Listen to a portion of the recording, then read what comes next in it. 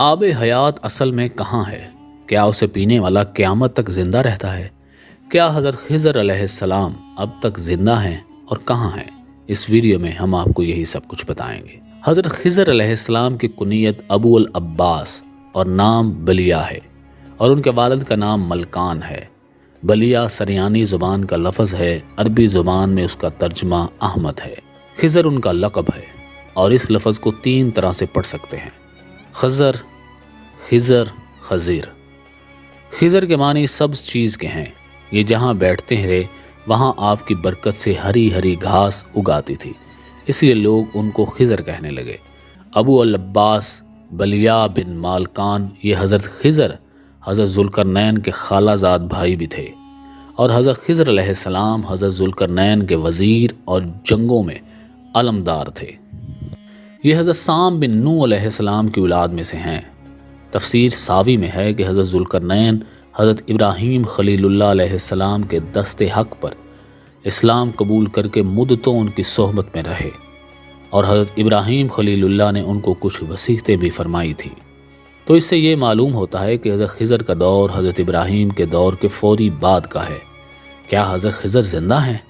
اس میں کچھ علماء نے اختلاف کیا ہے، لیکن علماء کی کثیر تعداد کی یہی رائے ہے کہ وہ زندہ ہیں، بلکہ ان کی ملاقات حضرت موسیٰ علیہ السلام سے بھی ثابت ہے، حالانکہ آپ کا دور حضرت موسیٰ سے کئی 100 برس پہلے حضرت ابراہیم کے دور کے فوری بعد کا ہے۔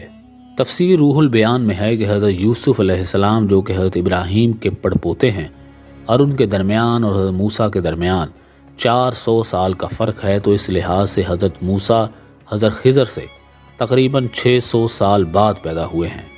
حضرت ذوالقرنین نے پرانی کتابوں میں پڑھا تھا کہ سام بن نوح کی اولاد میں سے ایک شخص چشمہ حیات سے پانی پی لے گا تو اس کو موت نہیں آئے گی، اس لیے حضرت ذوالقرنین نے مغرب کا سفر کیا۔ آپ کے ساتھ حضرت خضر بھی موجود تھے، وہ تو آب حیات کے چشمے پر پہنچ گئے اور اس کا پانی بھی پی لیا، مگر حضرت ذوالقرنین کے مقدر میں نہیں تھا، وہ محروم رہ گئے۔ اس سفر میں آپ جانب مغرب روانہ ہوئے تو جہاں تک آبادی کا نام و نشان ہے وہ سب منزلیں طے کر کے آپ ایک ایسے مقام پر پہنچے کہ انہیں سورج غروب کے وقت ایسا نظر آیا کہ وہ ایک سیاہ چشمے میں ڈوب رہا ہے۔ حالانکہ سمندری سفر کرنے والوں کو آفتاب سمندر کے کالے پانی میں ڈوبتا نظر آتا ہے، وہاں ان کو ایک ایسی قوم ملی جو جانوروں کی کھال پہنے ہوئے تھی، اس کے سوا کوئی دوسرا لباس ان کے بدن پر نہیں تھا، اور دریائے مردہ جانوروں کے سوا ان کی غذا کا کوئی دوسرا سامان موجود نہیں تھا۔ یہ قوم ناسک کہلاتی تھی۔ حضرت ذوالقرنین نے دیکھا کہ ان کے لشکر بے شمار ہیں اور یہ لوگ بہت ہی طاقتور اور جنگجو ہیں، تو حضرت ذوالقرنین نے ان لوگوں کے گرد اپنی فوجوں کا گھیرا ڈال کر ان لوگوں کو بے بس کر دیا۔ چنانچہ کچھ تو مشرف با ایمان ہو گئے، کچھ آپ کی فوجوں کے ہاتھوں مقتول ہو گئے۔